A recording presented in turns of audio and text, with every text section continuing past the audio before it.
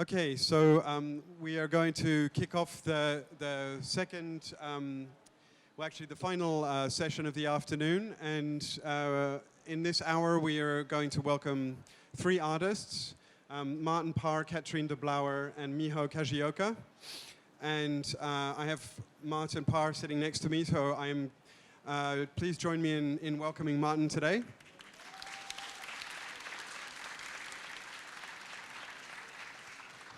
So, yeah, I'm not going to attempt to summarize the career of Martin Parr in 1 minute, but what I will say is that, Martin is one of the great photographers of English eccentricity, you could say, but also Martin is not just a photographer, but also a curator, an editor, a bookmaker, and a huge book collector.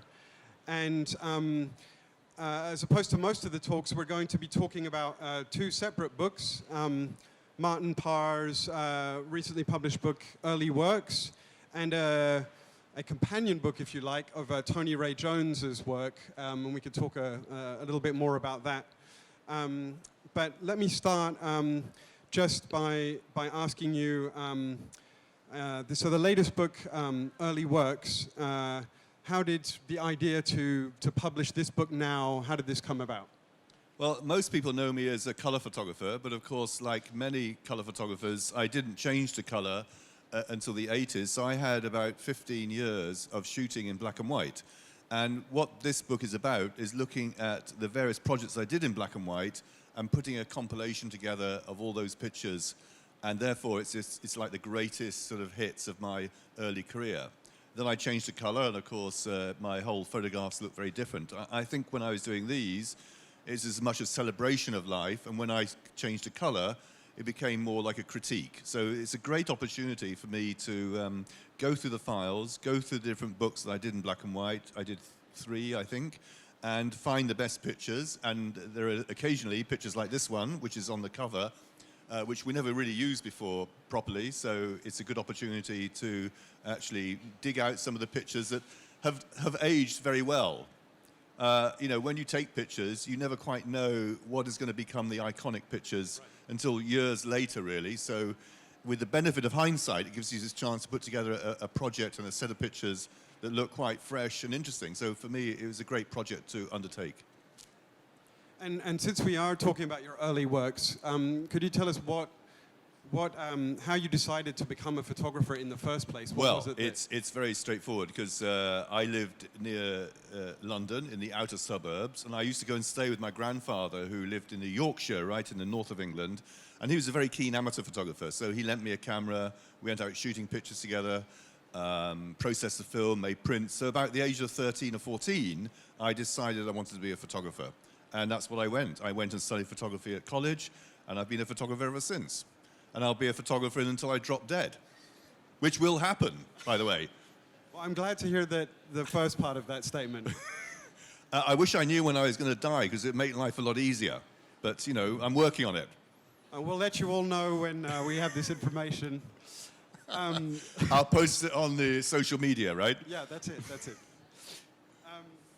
So you mentioned, obviously, you're known for your use of color, and this book looks at all of your black and white work.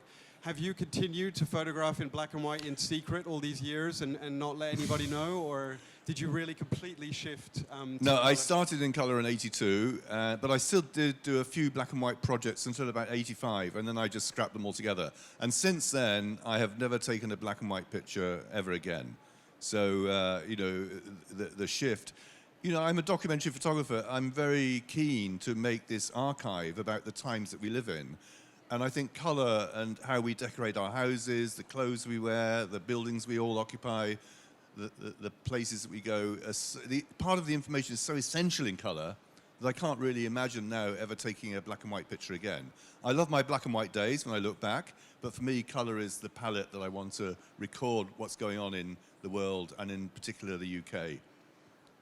And speaking about the UK, obviously we're looking back several decades, but the UK is in the news a lot at the moment. It is. And so making this book right now must be a very interesting process. And are there things that jumped out at you that that have completely shifted in terms of British culture, or things maybe that haven't shifted at all, that you kind of saw through the process of making this book? Well, what's interesting for me is I have a relationship to the UK, which is quite complicated, insofar that I love it and hate it at the same time. And, my annoyance with my fellow Brits has been exaggerated by the Brexit process, because I'm a classic Remainer. I want to be part of the European Union. And, of course, as you well know, we had a referendum where we voted to go out. So, in a sense, it's partly therapeutic for me to photograph in Brittany. I'm really annoyed about what's going on, and I photographed marches, I photographed the resonances of Brexit. But at the same time, I still love my country. So that ambiguity and that basic contradiction is something I want to try and express through my work. So in fact, it's almost like a form of therapy, photographing, and it's been made even more, tight and urgent since the Brexit process started.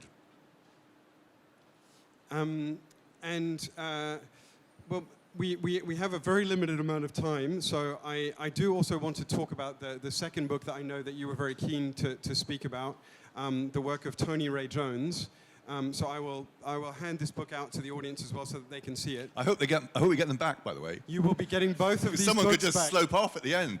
No, Tony Ray Jones was a photographer that I discovered when I was studying at Manchester Polytechnic, and someone came in and showed his work. And it's one of those days where my life was changed, because what I suddenly saw was someone taking the type of picture in Britain and England that I wanted to take, but I'd never seen them before.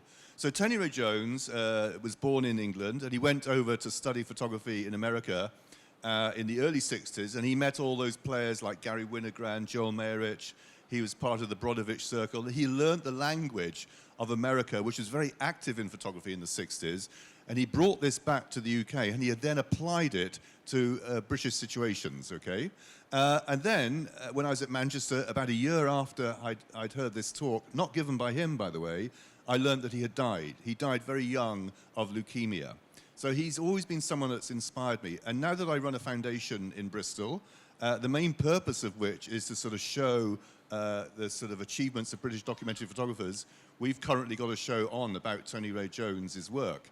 And to accomplish that, or to go with it, we decided we would do a book. So I work very closely with RRB, who are publishers in Bristol, and we've co-published these two books. So if anyone's in Bristol, by the way, please come along and see the Tony Ray Jones show. We're open 4 days a week, and you can subscribe to the newsletter of the Martin Parr Foundation and get all the news about.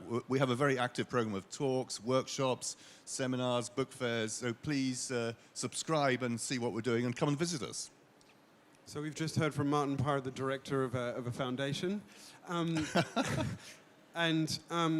but could you give us a sense of with Tony Ray Jones's work, how well known was he in the UK? I mean, I know he died in the early 70s.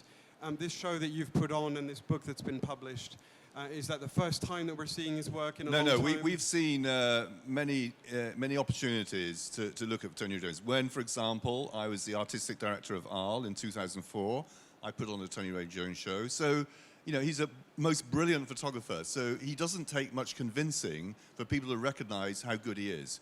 About 5 years ago, we did an exhibition in London at the Science Museum. And to accompany that, as well as putting the pictures in that he was become famous for, I went through his contact prints and pulled out different pictures. So to complement the exhibition, we also showed another 50 odd pictures or so, which were in his contact sheets that hadn't previously been printed. So we had this opportunity to join in the iconic pictures with vintage prints, and then we made new prints of these newly discovered pictures that I'd gone through, having gone through every single contact print that he'd taken. And since then, I mean, all the books by Tony Ray Jones are out of print. So, this book is really the best book ever done on him. The printing is beautiful. There's a fantastic text done by Liz Joby.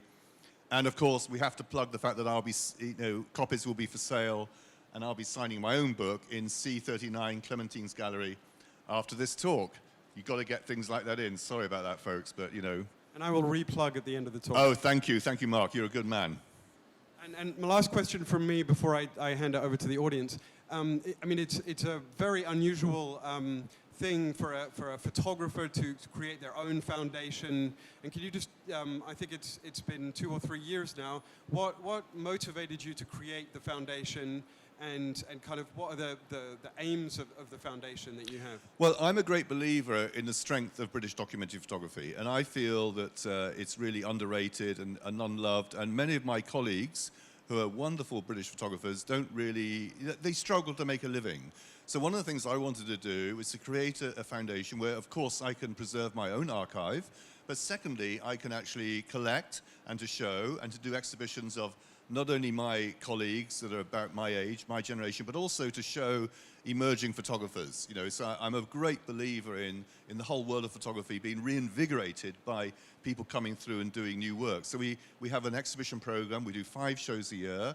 So we show not only people that of my generation and to show their work and give them a platform, but also to collect and to show, you know, photographers that are coming through.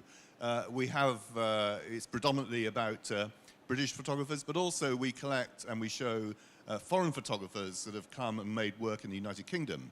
We showed this year, for example, Clementine Schneiderman, who's an excellent French photographer who worked in the Welsh Valleys for a period of 5 years, photographing the teenage kids there, making fashion, doing landscapes and documentary pictures. So we had a great opportunity to show a French photographer as well. Great. So let me hand over to the audience. I'm sure there's some questions. There must be 5,000 of you. There's got to be a question in there. Otherwise, you'll have to ask more, won't you, Mark? Yeah, I certainly will. No, Yes. I can't believe it. No, There's we've one got one. question. We've got There one. you go. Thank you for saving us. Can you shout it out? Or you...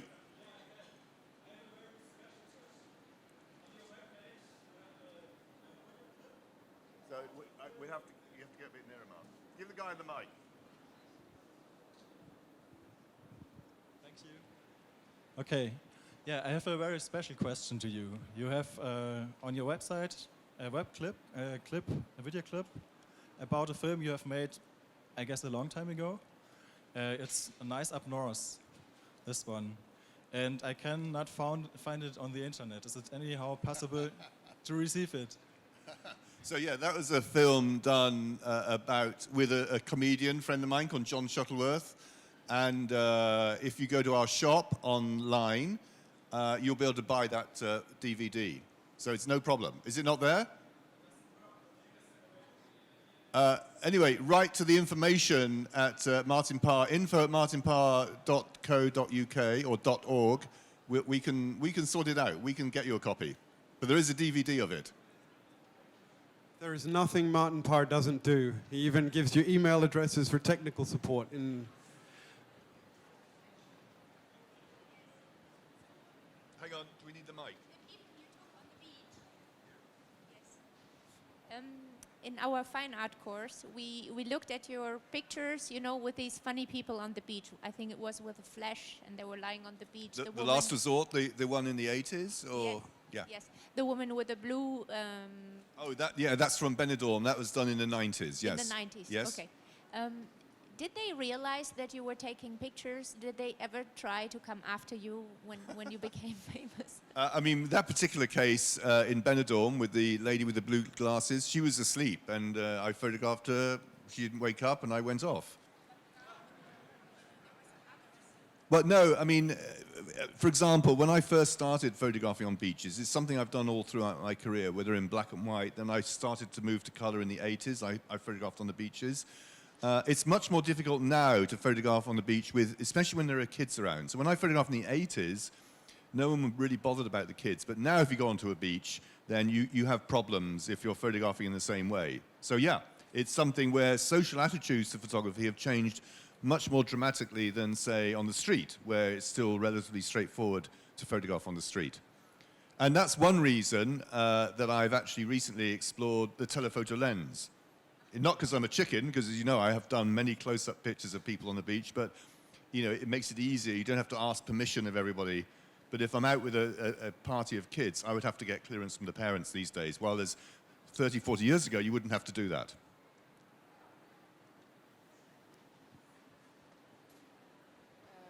Hi, Martin. I'm Hi. so happy to see you again. I just have a question. In the beginning of your, I don't know, career or just you're beginning to take the photo, what's your reference or why you choose to make the colors so strong? So, I mean, in this, in the times we don't have many photographers use colors. So, yeah. Okay. Well, the first thing to say is if you combine flash with color negative, you get a very strong palette. You get very strong saturation. Also, I was quite inspired by the sort of language and the palette of commercial photography. So really, I took, if you like, the language that was being used in commercial photography and applied it to documentary. And that was a very simple idea, which seemed to work. And because if you combine flash, I was often using flash to counter the bad shadows you get at midday sun when the light is really strong, and therefore the flash would open everything up, and that flash and the color negative gave a very intense sort of saturation. So I just used it. You know, I came across this by accident and thought, I like the look of this. I'm going to use it and employ it. I'm going to be selfish and take the last question for myself. You are also known for being an incredibly prolific photo book collector. And we have been going through, since the Eyes Artist Talks are all focusing on the book, you know, we've gone through a really interesting period for the photo book. And I'm curious as to what your perspective is on it now after this kind of effervescence of the last 10 or 15 years. What do you think of the state of the photo book world? I mean, I think the photo book world is very interesting, and it's remarkable that in the time of the internet, the photo book has become so important. And when we come to Paris Photo and we visit polycopies and off-print, the book is the central player. I mean, the thing about the books is that there's a lot of bad ones out there because many people produce a book when they shouldn't have done, the work isn't good enough. But at the same time, you must have all the bad books to understand a good book. So when you suddenly come across a book that really starts to sing at you and it really takes your attention, you know it's good. And basically, that to me is a wonderful world. And if you go down to the stands there, you can walk around and find some remarkable books. So to me, it's you know, we don't have to wait for a publisher to decide to publish us. We can self-publish a book. We can do a print-on-demand book. You know, so it's one of the great advantages of the technical things that we have and we're surrounded by. But you know, warning to everyone: beware. There are a lot of bad ones out there. But we need the bad ones to understand the good. I think that's a great note to end on. So I know that many of you still have questions. I'm going to re-plug the signing that's going to be happening in 15 minutes at Galerie Clémentine de la Ferronnière's booth, which is C39, where Martin will be signing copies of early works, and you'll be able to ask him your questions there and get a copy of the book for yourself. So thank you very much, Martin. Thank you.